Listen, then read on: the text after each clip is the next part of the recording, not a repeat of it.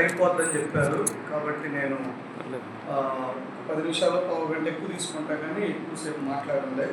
First రోజు కాబట్టి మిమ్మల్ని భయపెట్టాలనుకోవట్లేదు. కాబట్టి క్లుప్తంగా నేను చెప్పాలనుకున్న విషయాలు చెప్పి నేను త్వరగా ముగిస్తూ ఉంటాను. ఎందుకంటే రాబోయే దినాల్లో కూడా కలిసి సహవాసం చేస్తూ ఉంటాం కాబట్టి మనం చక్కగా అప్పుడు కొంత విస్తారంగా మాట్లాడుకోవచ్చు. పిల్లలు, నా పేరు వెంకట్. మాది గుంటూరు జిల్లా. ఒకప్పుడు ఇప్పుడు పల్నాడు జిల్లా ఇనుకొండ దగ్గర అట్టిగుండాలనే ఒక గ్రామం. నేను హైందవ కుటుంబానికి సంబంధించిన వాడిని. నా పేరు బట్టి మీకు అర్థమై ఉంటుంది. యేసు ప్రభు అన్న, తర్వాత యేసు ప్రభు నమ్ముకున్న వాళ్ళన్నా అసలు పడినటువంటి కుటుంబంలో నేను జన్మించి నేను ఉంటా వచ్చాను. అయితే నా సెవెంత్లో మా నాన్నగారు చనిపోయారు. మేమిద్దరు అన్నదమ్ములు. మా అన్నయ్యకి నాకు 12 సంవత్సరాల గ్యాప్.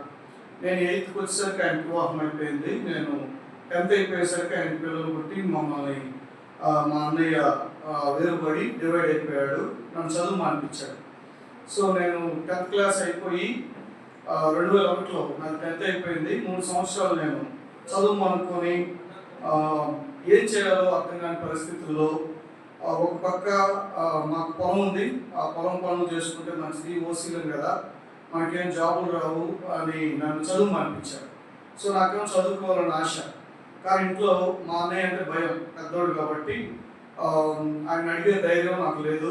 సో కాబట్టి ఆయనేమో నన్ను చదివించడానికి ఇష్టపడాల. అలా 3 సంవత్సరాలు నేను 10th అయిపోయి చదువు మానుకొని ఏం చేయాలో తెలియక చాలా వ్యర్థంగా బ్రతుకుతా ఉన్నటువంటి దినాలు. ఎంతగా అంటే ఒకరోజు మా బంధువులు వచ్చి, మాకు ఎక్కువ మంది బంధువులు ఉంటారు, బంధువులు వచ్చి ఇప్పుడు విజిట్ చేస్తూ ఉంటారు. ఎట్టగానో అమ్మ ఇంత చెడిపోయిన ఉండి అన్నారు మా అమ్మతోటి. సో అది నా పరిస్థితి. సో అప్పుడు నేను అన్నం తింటా ఉన్నా, మా అమ్మ ఉమ్మేసింది, ప్లేట్లో వల్ల పక్కన పడింది. ఉమ్మేసి ఎందుకు ఈ బ్రతకాడు, ఎందుకు చచ్చిపోవాలి. సో అటువంటి దినాలు అవి.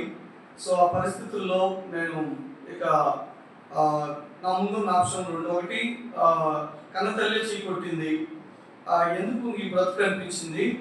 అయితే చనిపోవాలన్న తలంపులు వస్తున్నాయి, కానీ చావు అంటే భయం. నాకు ఎవరైనా చనిపోయిన వాళ్ళు ఉన్నా ఆ దగ్గరికి పోయేవాడిని కాదు, చూస్తే నేను 2 రోజులు ఎదురుపట్టేది కాదు. సో ఇటువంటి వాతావరణం. అయితే ఒకటి, ఏదో ఒకటి చేసుకొని చనిపోవాలి, లేదా 2 ఇంట్లో నుంచి వెళ్ళిపోవాలి. ఈ రెండింటిలో ఏదో ఒకటి చేయాలి అని ఆలోచిస్తున్న దినాలలో నా స్నేహితుడు శ్రీనివాస్ అని, నా క్లాస్మేట్, తను 10th వరకు కలిసి చదువుకున్నాం. తను డిప్లొమా కాకినాడకి వెళ్ళి అక్కడ EU క్యాంపులో ప్రభు నమ్ముకున్నాడు. తను అక్కడ ప్రభు నమ్ముకొని తను చాలా పూర్, వాళ్ళ అమ్మ చిన్న చిన్న పనులు చేసుకుంటా తను చదివిస్తూ ఉంటుంది. సో వాడు వస్తే మా ఇంట్లోనే ఉండేవాడు. అప్పట్లోనే మా బిల్డింగ్. సో అయితే తను 3 సంవత్సరాల తర్వాత, అంటే పెద్ద ఇంటికి వచ్చేవాడు కాదు. సో 3 సంవత్సరాల తర్వాత వాడు తీరిగ్గా మా ఊరు వచ్చి మా ఇంట్లో ఉండి ఒకసారి ఇద్దరం కూర్చొని మాట్లాడుకుంటా ఉన్నప్పుడు నేను అన్నాను, శ్రీను, మాకన్నా పొలాలు ఉన్నాయి, అన్నీ ఉన్నాయి, నేను చదవలేకపోతున్నా, నీకు అసలు ఏమీ లేదు కదా, నువ్వు ఎలా చదువుతున్నావు అని అడిగా. అప్పుడు తను అంటే నన్ను యేసు ప్రభు చదివిస్తున్నాడు వెంకటం అన్నాడు. నాకు ఆశ్చర్యం వేసింది. యేసు ప్రభు ఎలా చదివిస్తాడు, ఎన్నొద్దులే కానీ డబ్బులు చదువుతున్నారో చెప్పన్నా అనేసరికి లేదు వెంకటం, నేను ప్రభు నమ్ముకున్నా, యేసు ప్రభు గురించి తనకు తెలిసిన విషయాలు చెప్పి ఒక మాట చెప్పాడు. నేను ప్రార్థన చేసుకుంటాను, ప్రార్థన చేసుకున్నప్పుడు ఎవరో ఒకరు ఆ టైంకి నాకు హెల్ప్ చేశారని ఒక వ్యక్తి పేరు చెప్పాడు. మా ఊళ్ళో బ్రాహ్మడు రంగయ్య గారు అని ఉంటారు ఒక ఆయన చాలా ఫేమస్ మా సైడు. ఆయన ఎటువంటి వ్యక్తి అంటే డబ్బులు ఇవ్వాల్సిన వాడు కూడా ఎక్కడదు. అటువంటి వ్యక్తి నా స్నేహితుడికి సంవత్సరానికి 10,000 కాడికి 3 సంవత్సరాలు 3 10 30,000 పంపించాడు ఆ రోజుల్లో. ఆ మాట చెప్పినప్పుడు నాకు ఆశ్చర్యం వేసింది. ఆశ్చర్యం వచ్చి ఆయన ఇవ్వటం ఏంటిగా నాకు ఆశ్చర్యం ఉందంటే, అప్పుడు తన మాట అన్నాడు, వెంకట్, దేవుడు అందరికీ దేవుడు, నన్ను ప్రేమించే దేవుడు నిన్ను ప్రేమిస్తున్నాడు, నన్ను చదివించే దేవుడు నిన్ను చదివిస్తాడు ఇష్టపడితే అన్నాడు. అవునా, నన్ను నిజంగా నీ దేవుడు చదివిస్తాడా అన్న. ఆయన్ని నువ్వు హృదయంలో చేర్చుకుంటే తప్పకుండా ఆయన చదివిస్తాడా అన్నాడు. మరైతే నేనేం చేయాలన్నా, ఆయన హృదయంలోకి రావాలంటే నువ్వు నీ పాపాలు ఒప్పుకోవాలి అని చెప్పాడు. పాపాలు ఎలా ఒప్పుకోవాలిరా, నేను మంచోడ్నే కదా అన్నాను నేను. అప్పుడు కొన్ని విషయాలు చెప్పుకొచ్చాడు. అయితే తర్వాత ఒక కొత్త నిబంధన బైబిల్ ఇచ్చాడు నాకు. ఫస్ట్ టైం నా జీవితంలో బైబిల్ చదువుతాం. సో ఇది అప్పుడప్పుడు చదువుతూ ఉండు అన్నాడు. ఓపెన్ చేసేవాడిని. ఓపెన్ చేయకుండా మత్తయి సువార్త వచ్చేది. ఆ పేర్లు చూసి నాకేం అర్థమయ్యేది కాదు, మళ్ళా క్లోజ్ చేసేవాడిని. అయితే ప్రతిరోజు నా స్నేహితుడు మాట చెప్పాడు, ఓ ప్రార్థనని ఒక మాట నేర్పించాడు.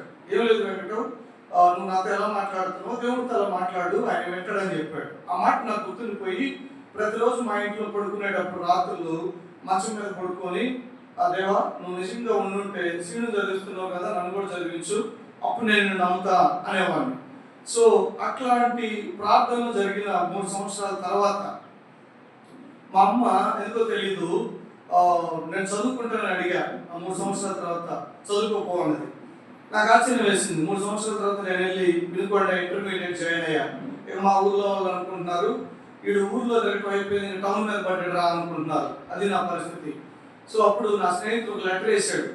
లెటర్ వేసి, ఇదిగో పలానా డేట్స్లో ఒక యూత్ క్యాంప్ ఉంది, దానికి అటెండ్ అవ్వగలిగితే నీ జీవితం మారిపోతుంది అన్నట్టు, తప్పకుండా డేట్స్ కోసం నువ్వు రా, నేను నీ కోసం ఎదురు చూసుకుంటా అని ఒక లెటర్ వేసాడు. ₹10 లెటర్. అది ఎక్కడ మచిలీపట్నంలో. సో చివరిలో ఒక మాట రాశాడు, నువ్వు రావాలనుకున్నా నువ్వు రాలేవు అన్నాడు. ఇదేంట్రా బాబు, వీడు రమ్మన్నాడు, రావాలనుకున్నా రాలేమంటాడు, ఎందుకు పోలేని చూస్తానని చెప్పి ఆ మాట పట్టుకుని నేను, అప్పట్లో ఫోన్లు ఆ వెనక అడ్రస్ ఉంది, ఫ్రమ్ అడ్రస్, అది తీసుకొని నేను ఎందుకు రాలేను, నేను వెళ్ళి చూపిస్తా వాడికి అని వెళ్ళిపోయాను నేను. సో నాకు ఎప్పుడు తెలియదు, నేను ఎప్పుడు విజయవాడ కూడా దాటినాను వెనుకొండ నుంచి లారీలు ఎక్కి. సో నేను అదంతా పెట్టుంటే వీళ్ళకి నా గురించి ఎవరు చెప్పారు, మా వాడే ఎవరు చెప్పుకుంటాడు సీను అందుకే అని చెప్తున్నారు అనుకున్నాను నేను. ఎందుకంటే అదంతా నా జీవితంలోనే ఉంది. సో అప్పుడు తర్వాత నాకు అర్థమైంది, చనిపోతే తప్పకుండా నరకం ఉంది, పాపంలో చనిపోతే, కాబట్టి ప్రభును హృదయంలో చేర్చుకోవాలన్నప్పుడు అక్కడ కూడా నాకు ప్రభు నిజమైన దేవుడు అని అర్థమైంది డాక్టరీలో. ఎందుకంటే అక్కడ దేవుని క్వాలిటీస్ చెప్పినప్పుడు మా దేవుళ్ళలో ఈ క్వాలిటీస్ లేవని మొత్తం వెతుకుతా వచ్చా, ఎక్కడ నాకు కనిపించలా. యేసు ప్రభులో నిజమైన దేవుని లక్షణాలన్నీ కనపడుతున్నాయి. ఒక పక్క కోపం వస్తుంది, ఇదేంటి వీళ్ళు ఒక్కసారిగా మా దేవుడు కాదు అంటున్నారు, యేసు ప్రభు దేవుడు అంటున్నారు, ఇది ఎట్లా కుదురుద్ది, మా దేవుడు చాలా గొప్పలు కదా అనే ఒక ఫీలింగ్ ఉండేది నాకు. సో అక్కడ గాడ్ డాక్టరీలో దేవుని గురించి నాకు అర్థమైంది. డివోషన్లో ఇక నేను చనిపోతే నేను నరకానికి వెళ్తాను అనే అర్థమైనప్పుడు, అయినా కూడా హృదయంలో ప్రభు నమ్ముకోవటానికి లోపల ఆలోచన వస్తుంది, కానీ నమ్ముకోవటానికి నాకు బలంగా ఒక విషయం అడ్డుపడింది. ఏంటిదయ్యా అంటే ఈ బైబిలే. నేను ప్రభు నమ్ముకుంటే ఇప్పుడు ఈ బైబిల్ పట్టుకోవాలి, బైబిల్ పట్టుకోగలగడం అంటే నాకు చాలా నామోషి, నాకు చాలా తక్కువతనం, చిన్నతనం ఉంటుంది, కాబట్టి నాకు వద్దు అనుకున్నా. మళ్ళా వాయిదా వేసినప్పుడు మరుసటి రోజు నా స్నేహితులు నాతో మాట్లాడుతా, వెంకట ఎందుకు రాత్రి లెగవలేదా అన్నాడు. లేదు సీను, దేవుడి గురించి అర్థం కాలేదా అన్నాడు. అర్థమైంది, చాలా ప్రశ్నలు అడిగాను కాబట్టి వాడికి వింటనే అనుకున్నాడు. అర్థమైంది కానీ సీను, మళ్ళీ ఇప్పుడు నమ్ముకుంటే బైబిల్ పట్టుకోవాలంటే నా వల్ల కాదు, ఇదంతా నాకు చిన్నతనం ఉంటుంది అన్న.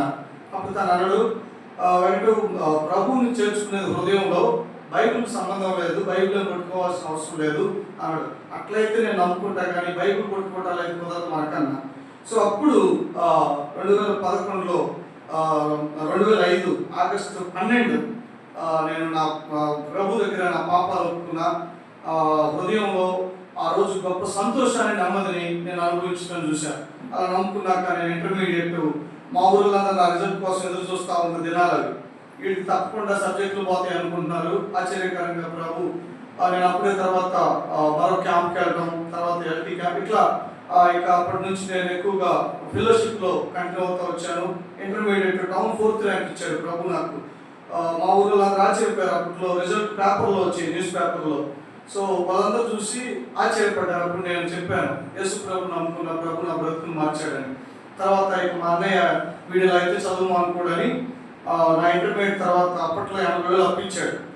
అప్పట్లో 80,000 అంటే ఇప్పుడు 15 లక్షలు లెక్క మా ఊరి ప్రకారం. ఈయన ఎట్లాగైనా చదువు మానిపించాలని. అయితే నా స్నేహితుడు డిప్లొమా కాకినాడ అయిపోయి బీటెక్ మచిలీపట్నం వచ్చాడు.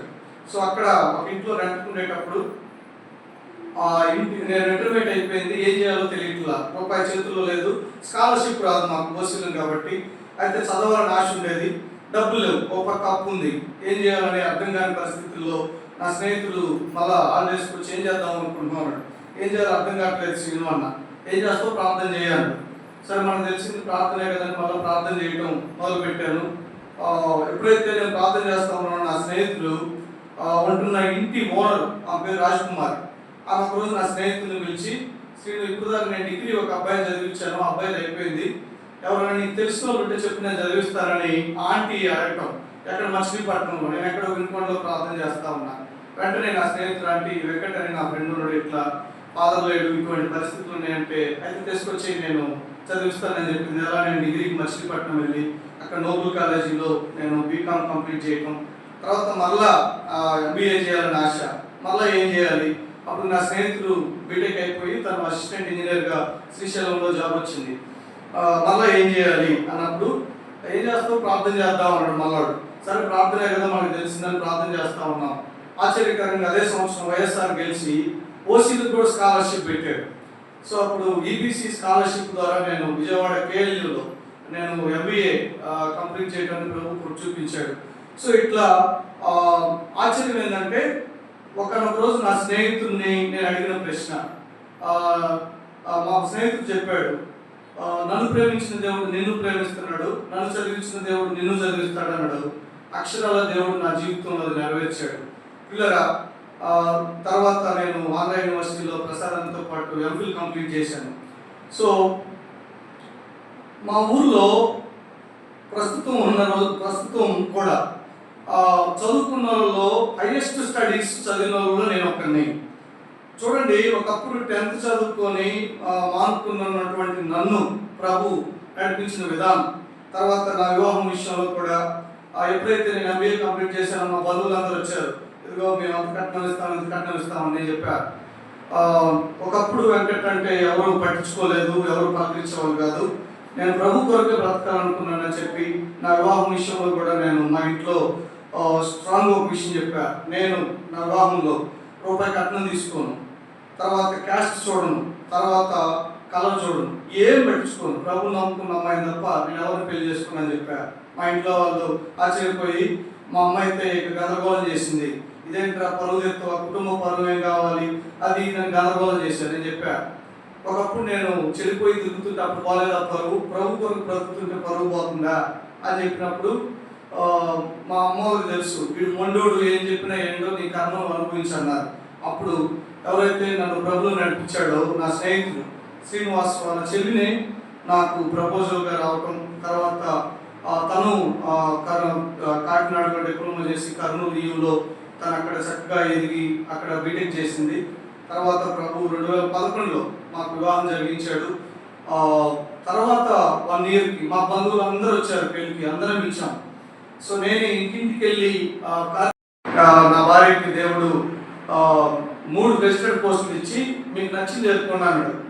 సో చక్కగా మేము ఇప్పుడు పాలిటెక్నిక్ లెక్చరర్గా అయితే బాగుంటుందని ఆ లెక్చరర్ జాబ్ రావడం వల్ల మేము పొన్నూరు వచ్చాము. పొన్నూరు వచ్చి అప్పటిదాకా నాకు మన అసెంబ్లీస్తో పెద్దగా పరిచయం లేదు, ఎందుకంటే మేము ఈయూలో తిరిగాం కాబట్టి. సో అయితే మేము పొన్నూరు వచ్చిన తర్వాత ఒక మంచి సంఘం కావాలి అని మేము వెతుకుతా ఉన్నప్పుడు అజయ్ ఖాన్ అని ఉంటారు ఇక్కడ, ఆయన మంచి సేవకుడు, అయితే ఆయనతో సమస్య ఉంది, ఈయూని ఇష్టపడ్డా అని చెప్పారు. సో నువ్వు వెళ్తే నేను రానిరేమని చెప్పారు.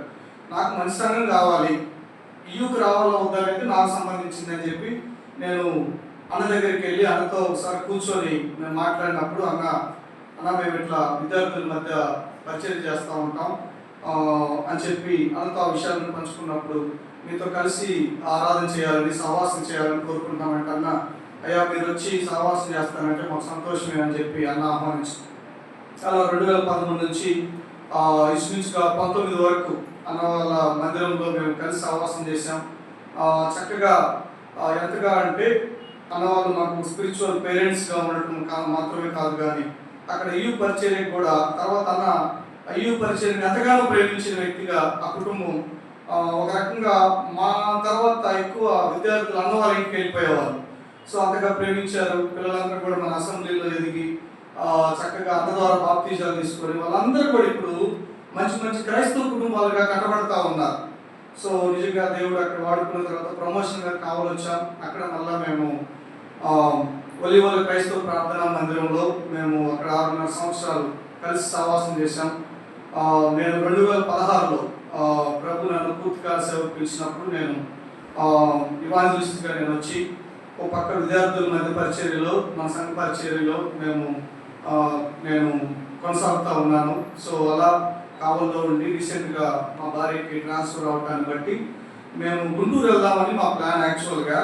సో ఎందుకో దేవుడు తన మొదటి ప్లేస్లో ఉంది, గుంటూరు వచ్చింది అనుకోకుండా ఒక రోజు ముందు ఫస్ట్ ప్లేస్లో తను థర్డ్ ప్లేస్లో పడిపోవటాన్ని బట్టి మేము ఒంగోలు వచ్చాము. So God's plan is different అనుకుంటా అనిపించింది. సో ఎనిగా మేము ఇక్కడ రావటం ప్రభు చిత్తం. ఇక్కడ మేము కలిసి మీతో మేమున్నంత కాలం సహవాసంలో మాకు వైజాగ్ కన్నా ఒకటే చెప్పేవాడు, ఎక్కువ మంది ఉంటే బాగుంటుంది, తక్కువ మంది ఉంటే అంతేం బాగుండదు అని కాదు. కానీ మేము ఎప్పుడు కోరుకునేది ఒకటే, ఆత్మీయంగా ఉన్న సహవాసం అది 10 మంది ఉన్నా మనం ఆనందించవచ్చు. ఆత్మీయత లేని చోట 100 మంది ఉన్న ఉపయోగం ఉండదు అనేది మేము అందరి దగ్గర నేర్చుకున్నాం. సో కాబట్టి మాకు సునీతక్క చెప్పినప్పుడు కొద్దిమంది ఏమంటామంటే, కొద్దిమంది ఉన్నా పర్లేదులే, మంచి ఆత్మీయులు ఉన్నారు కాబట్టి మాకు సంతోషం అని చెప్పి మేము ఇక్కడ రావడానికి మేము నిర్ణయించుకొని ఈ దినం మీతో కలిసి సహవాసం చేయడానికి ప్రభు మమ్మల్ని నడిపించాడు. సో ఇచ్చిన సాక్ష్యాన్ని దేవుడు దీవించిన గాక. ప్రార్థన చేసుకున్నాం. వాక్యాన్ని చదువుకొని చాలా సమయం తీసుకున్నాను, కొంత బ్రీఫ్గా చెప్పాల్సి వచ్చింది. మీకు ఏమనుకోవద్దు, వాక్యాన్ని నేను క్లుప్తంగా చెప్పి ముగిస్తాను. ఎక్కువ వివరంలోకి నేను వెళ్ళను, క్లుప్తంగా త్వరగా చెప్పి ముగిస్తాను. రండి, తెస్సలోనికీయులకు రాసిన మొదటి పత్రిక 1వ అధ్యాయం 6 నుండి 10 వచనాలు చదువుకుందాం. తెస్సలోనికీయులకు రాసిన మొదటి పత్రిక 1వ అధ్యాయం 6 నుండి 10 వచనాలు. నేను ఒక వచనం చదువుతాం, మీరు ఒక వచనం చదవండి. చూసారా, పేజ్ నెంబర్ 185. నేను చదువుతున్నాను చూడండి. పరిశుద్ధాత్మ వలన కలుగు ఆనందంతో గొప్ప ఉపద్రవం మందు మీరు వాక్యం అంగీకరించి మమ్మును ప్రభువును పోలి నడుచుకున్న వారైతే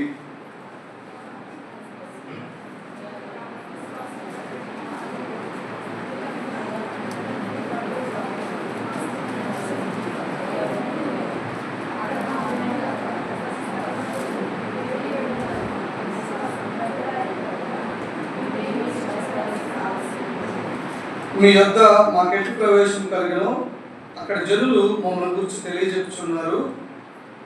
మరియు మీరు విగ్రహములను విడిచిపెట్టి జీవం గలవాడును సత్యవంతుడునకు దేవునికి దాసులకును దేవుడు మృతుల్లో నుండి లేపిన యేసు అనగా రాబో ఉగ్రత నుండి మనలను తప్పించున్న ఆయన కుమారుడైన యేసు పరలోకం నుండి వచ్చినని ఎదురు చూచుటకు మీరు ఎలాగో దేవుని వైపు తిరుగుతారో ఆ సంగతి వారే తెలియజేస్తున్నారు. ప్రార్థన చేసుకున్నాం. మహోన్నతుడైన దేవా, మహిమ కలిగిన మా తండ్రి, మీ ఘనమైన నామాన్ని బట్టి మీకు వందనాలు చెల్లించుకుంటా ఉన్నాం. ప్రభువా, మీ దాసుని ఆరాధనలో నిలబెట్టుకొని మీరు అనుగ్రహించిన శ్రేష్టమైన వర్తమానాన్ని బట్టి వందనాలు. ప్రభువైనా మరి నన్ను మీరు ప్రభు ఈ సమయంలో బలపరచండి. చదవబడిన లేఖనాలు మీ వినికిడిలో ఆశీర్వదించమని అవసరమైన వర్తమానాన్ని మాకు అనుగ్రహించమని యేసు ప్రభు శక్తి కలిగిన నామంలో స్తుతులు సమర్పించి ప్రార్థించడానికి వేడుకున్నాం తండ్రి. ఆమేన్. ఇలా చూడండి, ఇక్కడ మనం చదవబడిన లేఖనం బాగా ఆల్మోస్ట్ మీరు చాలాసార్లు ఈ లేఖనాలు చదివి ఉండొచ్చు, ధ్యానించి ఉండొచ్చు. కాబట్టి నేను ఎక్కువ వివరంలోకి నేను వెళ్ళను, కానీ ఒక 2-3 విషయాలు చెప్పి నేను ముగిస్తాను. ఇలా చూడండి, ఇక్కడ ఈ తెస్సలోనిక మనం చదివిన 6 నుండి 10 వచనాలు ఇవి ఒక సంఘానికి ఉన్నటువంటి సాక్ష్యం. ఈ సాక్ష్యాన్ని ఇస్తున్నటువంటి వ్యక్తి అపోస్తలుడైన పౌలు. ఇలా సహజంగా సాక్ష్యాలు 2 రకాలు. సో ఇప్పుడు మొదటి సాక్ష్యం నేను చెప్పా, ఏంటంటే మన గురించి మనం చెప్పుకునేది సాక్ష్యం, ఇది మొదటి రకం. రెండవది మన గురించి ఇతరులు చెప్పేది కూడా సాక్ష్యమే. అయితే ఈ రెండింటిలో ఏది ప్రభావవంతమైంది అన్నప్పుడు మన గురించి ఇతరులు చెప్పేది చాలా ప్రభావం ఉంటుంది. ఇక్కడ కూడా అపోస్తలుడైన పౌలు తెస్సలోనిక సంఘాన్ని గురించి మాట్లాడుతూ ఆయన ఇక్కడ ఒక సాక్ష్యాన్ని ఇస్తా ఉన్నాడు వీరి గురించి. అయితే పౌలు గారు మాట్లాడుతున్నటువంటి మాటలు మనకు అర్థం అవ్వాలన్నా మనకు ఎప్పుడు కూడా పౌలు గారు రాసిన పత్రికలు మనం చదివినప్పుడు యాస్టీస్గా మనకు అర్థం అవ్వాలంటే మనకి ఒక బుక్ అర్థం అవ్వాలని చెప్తాం. మనం కనుక ధ్యానించినట్లయితే సంఘ చరిత్ర మనం చూడొచ్చు. అయితే మనకి ఇక్కడ అపోస్తల కార్యాల్లో 3 సువార్త ప్రయాణాలు ఉంటాయి. అయితే అపోస్తలుడైన పౌలు లిఖించబడిన 4వ సువార్త దండయాత్ర రోమా నుంచి యెరూషలేంకి ఆయన చేసినట్లుగా మనం చూస్తూ ఉంటాం. అయితే ఈ సందర్భం ఏ సందర్భం అంటే 2వ సువార్త దండయాత్ర. వీళ్ళ మొదటి సువార్త దండయాత్ర అపోస్తలుడైన పౌలు బర్నబా ఈ ఇరువురు కలిసి వారు పరిచర్య చేసినట్లుగా మనకు 14వ అధ్యాయంలో మనం చూస్తూ ఉంటాం. తర్వాత 15వ అధ్యాయం చివరికి వచ్చేసరికి వారు మార్కస్ను బట్టి వారి మధ్య తలెత్తినటువంటి విభేదాలను బట్టి పౌలు శీల వారు ఇరువురు కలిసి 2వ సువార్త దండయాత్ర ప్రారంభించడం, వారు తిమోతిని కలుసుకొని వారు ముగ్గురితో పాటు లోకా వార్త కలుసుకోవటం, ఇదంతా మనం చరిత్రలో ఉన్నటువంటి విషయాలు. అయితే ఇప్పుడు ఆ నలుగురు ఎక్కడికి వచ్చారు? తెస్సలోనికకు వచ్చిరి అనే మాట మనం చూస్తూ ఉన్నాం. అయితే అక్కడ యూదుల సమాజ మందిరం ఒకటి ఉండెను కనుక పౌలు తన వాడుక చొప్పున సమాజపు వారి వద్దకు వెళ్ళి క్రీస్తు శ్రమపడి మృతుల్లో నుండి లేచుకు ఆవశ్యకమనియు నేను మీకు ప్రచురం చేయు యేసే క్రీస్తుని ఉన్నాడని లేఖనంలో నుండి దృష్టాంతములు విప్పి చెప్పుచు వారితో 3 విశ్రాంతి దినములు తర్పించుండెను అన్నమాట. పిల్లగా పౌలు తెస్సలోనికకు వెళ్ళాడు, అక్కడ సువార్త ప్రకటించాడు. సువార్త ప్రకటించి ఎంతకాలం అక్కడ సువార్త ప్రకటించాడంటే అక్కడే ఉన్న విషయం ఎంతకాలం అంట 3 విశ్రాంతి దినాలు అని ఉంది. అంటే ఎన్ని దినాలు? ఇంచుమించుగా 21 రోజులు. సో 21 రోజులు పౌలు గారు అక్కడ ఉన్నాడు. అయితే ఈ 21 దినాలలో అనేక మంది ప్రభువును నమ్ముకున్న వాళ్ళు ఉన్నారు. ఆ తెస్సలోనికలో నమ్ముకున్నారు. అయితే పౌలు గారు కొంతకాలం ఉండి అక్కడ పరిచయం చేయాలనుకున్నాడు. కానీ అయితే మనకి అక్కడే 5వ వచనం చదివితే ఆ విషయం అర్థమైంది. అయితే యూదులు మచ్చరపడి పనిపాటలు లేక తిరుగు కొందరు దుస్తులు వెంట పెట్టుకొని గుంపు కూర్చి పట్టణమెల్లా అలర్ట్ చేయొచ్చు యాసోని ఇంటి మీద పడి వారిని జనుల సభ ఎదురుకు తీసుకుని వచ్చుటకు యత్నం చేసిరి అన్నమాట. పిల్లరా చూడండి, ఎక్కడైతే దేవుని పరిచర్య బలంగా జరుగుతుందో అక్కడ దుష్టుని కార్యాలు కూడా అంతే బలంగా జరుగుతాయి. అది వ్యక్తిగత జీవితమైనా, కుటుంబ జీవితమైనా, సంఘ జీవితమైనా. ఎందుకంటే దేవుని కార్యాలు బలంగా జరుగుతున్న చోట తప్పకుండా అపవాది ఆటంకాలు కూడా అంతే బలంగా ఉంటాయి. ఇక్కడ కూడా అదే జరిగింది. ఎప్పుడైతే అపవాది కొంతమందిని రేపుకున్నాడో వారందరూ పౌలును కొట్టుకొని చంపుదాం అనుకున్నారు. అయితే ఇది గమనించిన అక్కడ ఉన్నటువంటి సహోదరులు రాత్రికి రాత్రే పౌలుని అక్కడ నుంచి బెరయాకి పక్కన బెరయాకి పంపించారు. అయితే బెరయాలో పౌలు మరలా పరిచర్య చేస్తున్నాడని విని బెరయ పక్కనే కాబట్టి తెస్సలోనికకు అక్కడికి వెళ్ళారు. మరలా అక్కడ నుంచి పౌలు బెరయ నుండి తెస్సలోనికకు ఏథెన్స్కి వెళ్ళటం, ఇదంతా మనకి 17వ అధ్యాయంలో ఉన్నటువంటి చరిత్ర. ఏథెన్స్కి వెళ్ళి అక్కడ పౌలు గారు ఏథెన్స్లో కొంతకాలం ఉండి అక్కడ నుండి ఆయన బెరయ నుండి ఏథెన్స్కి వెళ్ళాడు. కానీ ఆయన హృదయం అంతా కూడా తెస్సలోనికలో ఉన్న విశ్వాసుల గురించి ఆలోచిస్తూ ఉంటాడు. ఎందుకంటే అరే నేను కేవలం 18 రోజులు ఉన్నాను, అనేక మంది ప్రభువుని నమ్ముకున్నారు.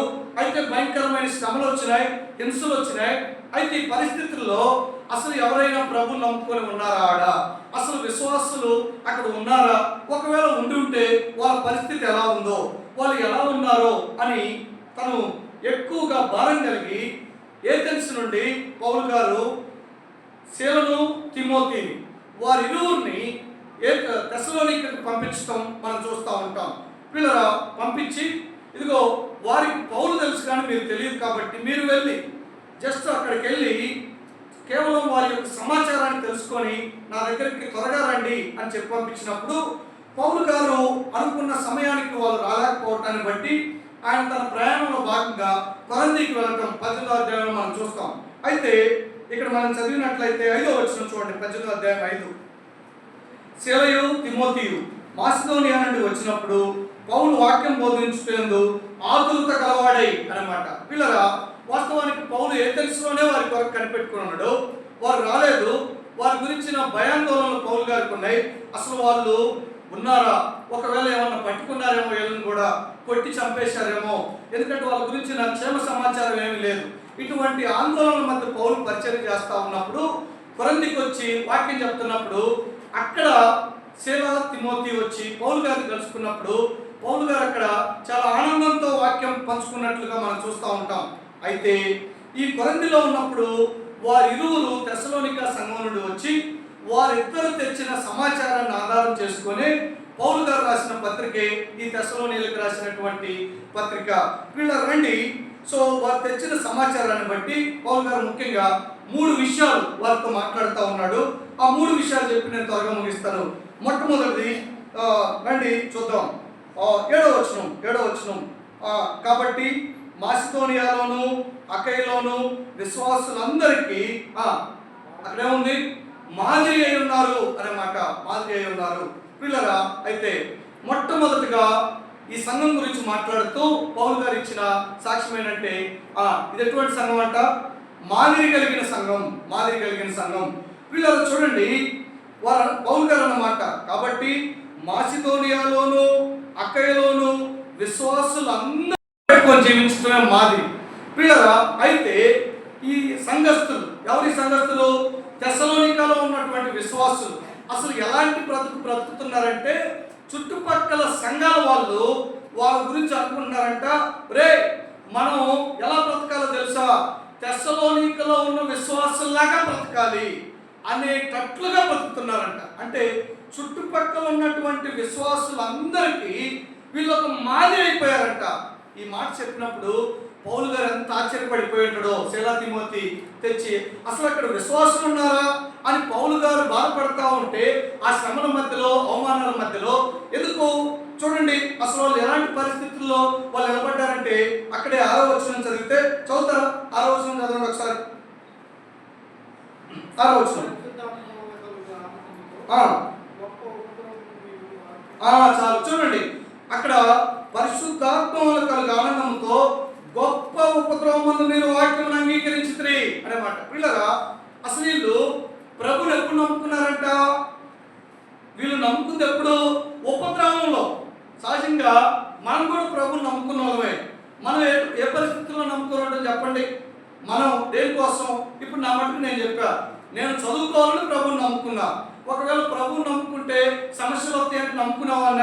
కానీ కాదు. పిల్లరా చూడండి, ఆశ్చర్యం, ఈ దినాలలో అనేక మంది ప్రభువుని నమ్ముకోవటానికి కారణం ఏంటంటే ఆశ్చర్యాలు కావాలి, అద్భుతాలు కావాలి, స్వస్థతలు కావాలి. అయితే ఈ తెస్సలోనికలో ఉన్న విశ్వాసులు అలాంటి వారు కాదు. వీరు ప్రభువుని ఎప్పుడు నమ్ముకున్నారంటే గొప్ప ఉపద్రవంలో ప్రభువుని నమ్ముకున్నారు. ఎలాంటి ఉపద్రవం? మనం ఆల్రెడీ చదివాం 17వ అధ్యాయంలో. పౌలు గారు దొరకలేదు, వారు యాసోనింటికి వచ్చారు, యాసోను లాక్కెళ్ళిపోయారు, జనుల సభ ఎదుట నిలబెట్టారు, భయంకరంగా కొడతా ఉన్నారు, కొరడాలతో కొడుతున్నారు. ఎవరైతే యేసు ప్రభుని నమ్ముకున్నారో వాళ్ళని రోడ్లలో నిలబెట్టి వాళ్ళని అడిగే ప్రశ్న ఏంటంటే, యేసు ప్రభుని విడిచిపెడతారా, కొరడా దెబ్బలు కొట్టమంటారా? యేసు ప్రభుని విడిచిపెడతారా లేకపోతే జైలులో పెట్టమంటారా అంటే ఈ తెస్సలోనికలో ఉన్న విశ్వాసులు ఏం చెప్పారో తెలుసా? ఇదిగో, మీరు మమ్మల్ని ఎంత కొట్టినా, ఎంత భయంకరంగా హింసించినా మా ప్రభుని మేము విడిచిపెట్టాం. మమ్మల్ని జైల్లో వేయండి అయినా ప్రభుని విడిచిపెట్టాం. మమ్మల్ని హింసించండి అయినా ప్రభుని విడిచిపెట్టాం. అది వీళ్ళ యొక్క స్టాండ్. పిల్లరా, అందుకే పౌలు గారు రాస్తూ మీరు గొప్ప ఉపద్రవమందు మీరు వాక్యాన్ని అంగీకరించితిరి అనే మాట రాస్తున్నాడు. కాబట్టి ఇటువంటి శ్రమల్లో కూడా వీరు ఎవరు విడిచిపెట్టలా? ప్రభుని విడిచిపెట్టలా. పిల్లల మన మటుకు మనమైతే గమనించండి, చిన్నపాటి శ్రమ, చిన్నపాటి అవమానం వచ్చినా మొట్టమొదట మనం విడిచిపెట్టేది ఎవరిని? ప్రభుని, సంఘాన్ని కదా. తెస్సలోనిక వారు అలాంటి వారు కాదు. పిల్లలు అందుకే పౌలు గారు అన్నాడు, వీరు మాసిదోనియాలోను అకైలోను విశ్వాసులందరికీ మాదిరి అయితిరి అన్నమాట. పిల్లరా, అయితే నేను ఎక్కువ వివరించను కానీ ఓ ప్రశ్న అడిగి ముందుకెళ్తా. మరి కేవలం 21 రోజులు వాక్యం విన్న వాళ్ళే, ఎందుకంటే వారికి ఇంకా బోధకులు లేరు.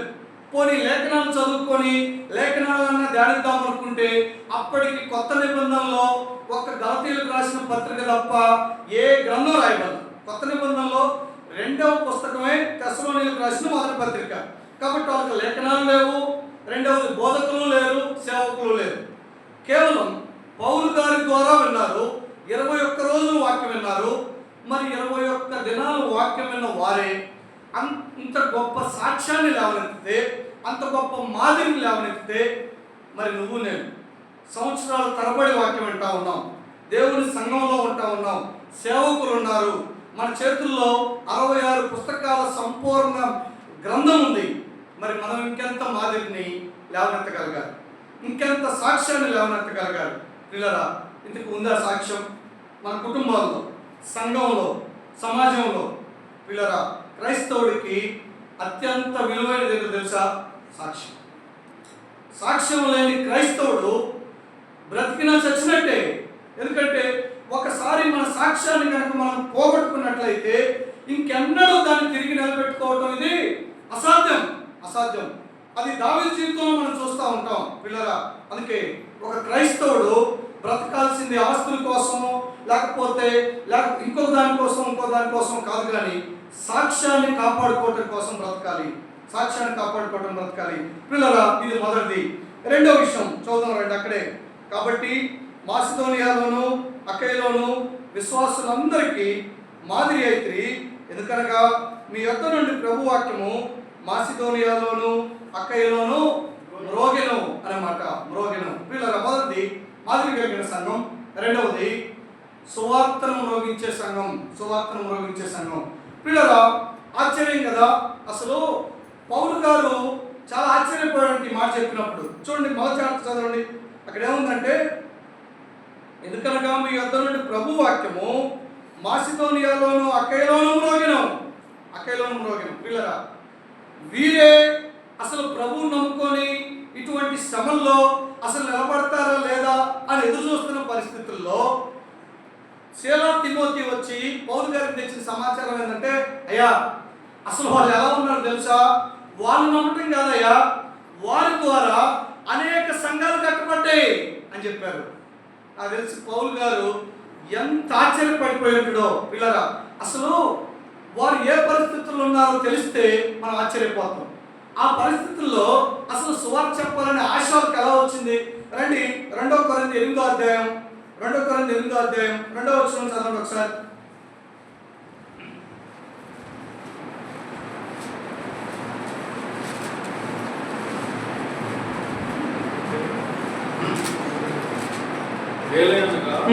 వారు బహు శ్రమల వలన పరీక్షింపబడగా అత్యధికంగా సంతోషించి, మరియు వారు నిరుపేదలైనను వారి దాతృత్వము గొప్పగా విస్తరించారు. చూడండి, 2 విషయాలు పౌలు గారు అక్కడ రాస్తూ జ్ఞాపకం చేశాడు. ఎవరు వీళ్ళంటే తెస్సలోనిక వారే. వారు ఒకటి ఎలా ఉన్నారంట? శ్రమల బహుశ్రమల. శ్రమలు వేరు, బహుశ్రమలు వేరు. రెండవది, వారు పేదలు కాదు, ఎవరంట? నిరుపేదలు. పిల్లరా, మనకు తెలుసు సహజంగా శ్రమలు మనకు కూడా వస్తాయి. దేన్ని బట్టి వస్తాయి శ్రమలు? ఎప్పుడు కూడా విశ్వాసులకు శ్రమలు వస్తాయి రావా? తప్పకుండా వస్తాయి. 2 కారణాలను బట్టి వస్తాయి. ఒకటి, మన యొక్క అవిధేయతను బట్టి దేవుడు మనల్ని సరిచేయడానికి శ్రమలు ఇస్తాడు, ఇది ఒక విధానం. రెండవది, కొన్నిసార్లు మనం ప్రభు మార్గాల్లో నడిచేటప్పుడు అపవాది ద్వారా వచ్చే శ్రమలు ఉంటాయి. 2 రకాల శ్రమలు ఉంటాయి. అయితే ఆల్మోస్ట్ మనకు వచ్చే శ్రమలన్నీ దేని బట్టి వస్తాయి చెప్పండి? మన విధేయతను బట్టే వస్తాయి, అంతే తప్ప తెలుసా? సపోజ్ మన శ్రమలు వచ్చినాయి అనుకో, మన శ్రమలు వచ్చినప్పుడు తప్పకుండా మన తల ఎట్లు లేస్తుంది? పైకి లేస్తుంది. పైకి ఎందుకు లేస్తుంది చెప్పండి? పైన ఎవరు ఉంటారు? ప్రభు ఉంటాడు. ఎందుకు? నువ్వు ఉన్నావా? నువ్వు ఉంటే నాకే ఎందుకు ఈ శ్రమ, నాకే ఎందుకు ఈ అవమానం అని మనం ఎవరిని క్వశ్చన్ చేస్తాం? ప్రభువుని క్వశ్చన్ చేస్తాం. పిల్లరా, ఆశ్చర్యం చెప్పనా? మన విధేయతను బట్టి వచ్చిన శ్రమలు మనం సరిచేసుకోకపోగా సరిచేయబట్టడానికి వచ్చిన శ్రమలో ప్రభువుని మనం దూషిస్తాము. అయితే తెస్సలోనిక వారు శ్రమలో కాదు ఉంది, బహుశ్రమంలో ఉన్నారు. రెండవది, అసలు వాళ్ళకి శ్రమలకు కారణం ఎవరు? ప్రభువుని నమ్ముకున్నారు కాబట్టి ఏమొచ్చినాయి? శ్రమలు వచ్చినాయి. అయితే వాళ్ళు ఎన్నడూ కూడా వాళ్ళ జీవితంలో ప్రభువా నిన్ను నమ్ముకోబట్టే ఈ శ్రమలు అని క్వశ్చన్ చేయాలి. శ్రమల్లో సంతోషించడం నేర్చుకున్నారు వాళ్ళు. చూడండి, వారు బహుశ్రమంలో ఉన్నారు. ఎటువంటి శ్రమలు అంటే, అసలు వాళ్ళు సువార్త ఎలా ప్రకటించారు అన్ని ప్రాంతాల్లో అంటే, వారు తెస్సలోనికలో నుండి వెలివేయబడ్డారు. తర్వాత వాళ్ళని కొట్టి జైల్లో పెట్టి ఊరు నుంచి తరిమేస్తే ఇంకో ఊరు వెళ్ళారు, అక్కడ పనులు చేసుకుంటున్నారు. అక్కడ మళ్ళా వారు పనులు చేసుకోవటం, సాయంత్రాలు సువార్తలు చెప్పటం, మళ్ళా కొంతకాలానికి అక్కడ కొంతమంది విశ్వసించటం, అక్కడి నుంచి మళ్ళా ఊరులను తరివేయటం, అక్కడి నుంచి ఇంకో ప్రాంతానికి వెళ్ళటం. అలాగూ వారు ఆ శ్రమంలోనే సంఘాలు కట్టుకుంటూ వెళ్ళిపోయారు. మొదటిది. రెండవది, వారు నిరుపేదలు అనే మాట రాయబడింది. పిల్లరా, నిరుపేదలు మనకు తెలుసు.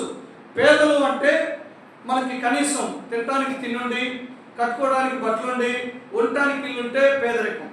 నిరుపేదలు అంటే మనకు తెలుసు, ఏ పూట పని చేస్తే ఆ పూటే భోజనం, బట్టలు ఒకటి ఒంటి మీద, రెండవది గోడ మీద, ఇంకా ఉండటానికి ఇల్లు అంటారా ఛాన్సే లేదు.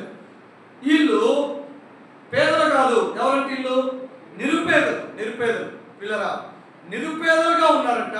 అయితే వారు దాతృత్వంలో ధనవంతులుగా ఉన్నారంట.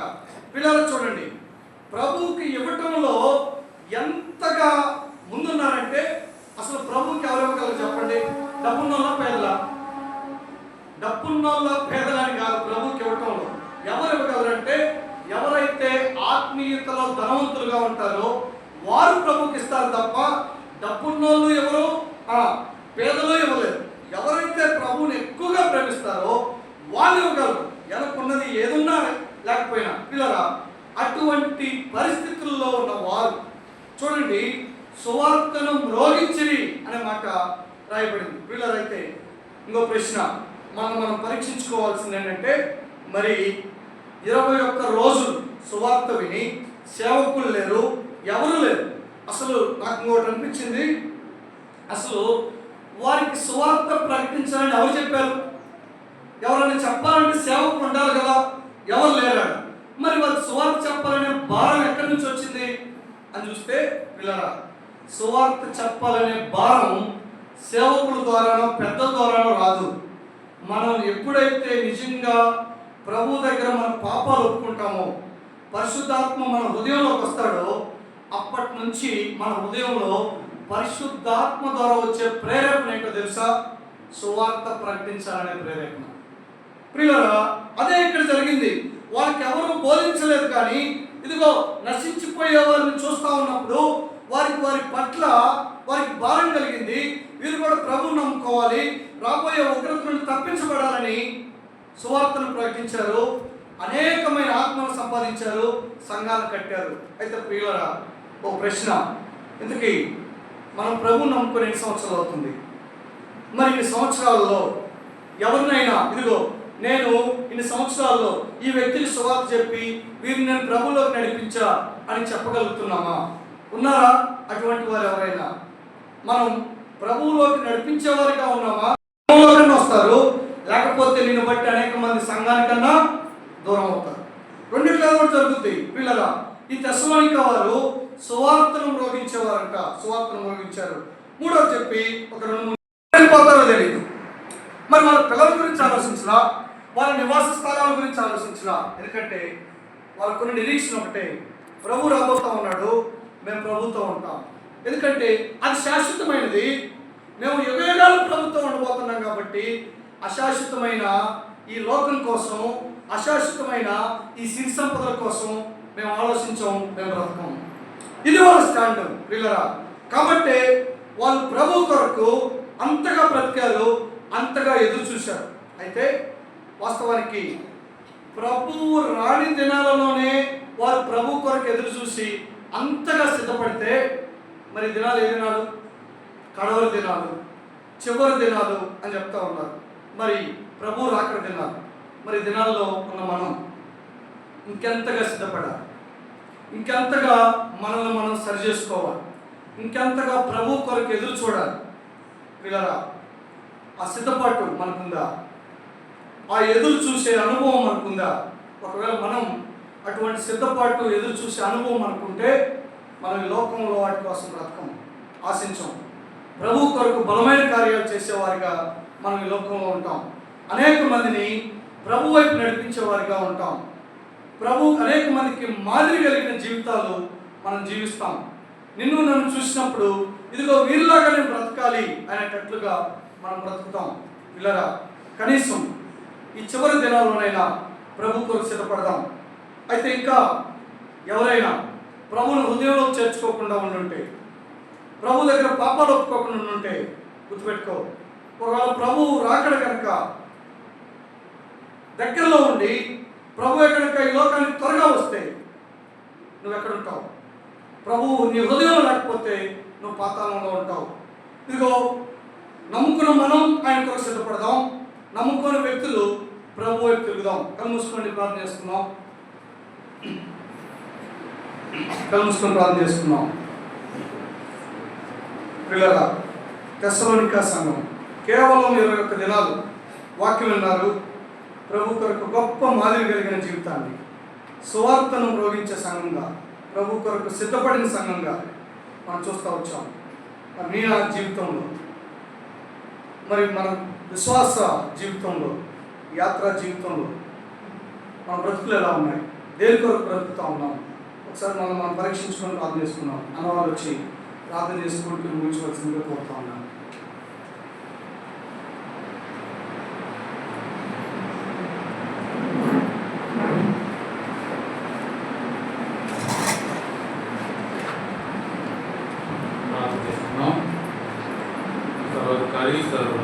గొప్పదేవం సన్నిధిలో మీ వాక్యం వినడానికి దయచేసి మంచి అవకాశాన్ని చక్కని మాట్లాడారు.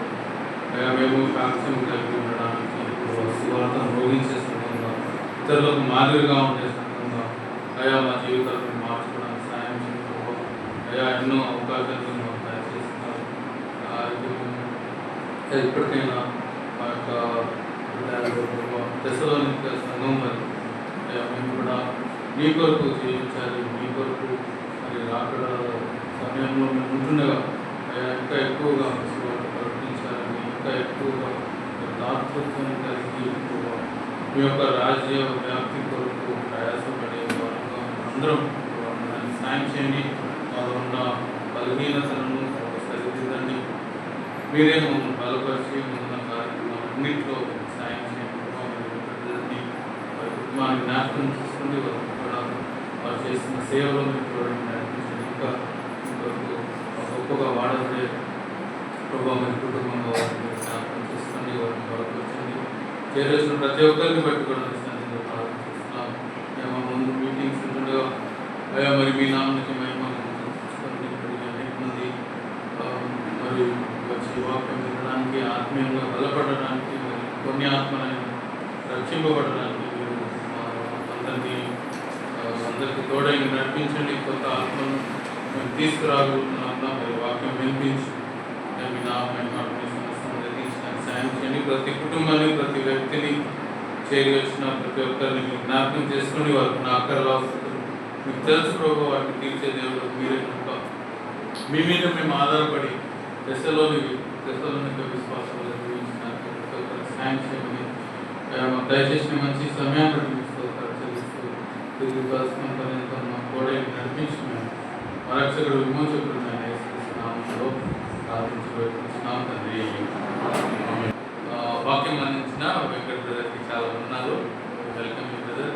వారి కుటుంబంతో కూడా మనం ప్రార్థించుద్దాం.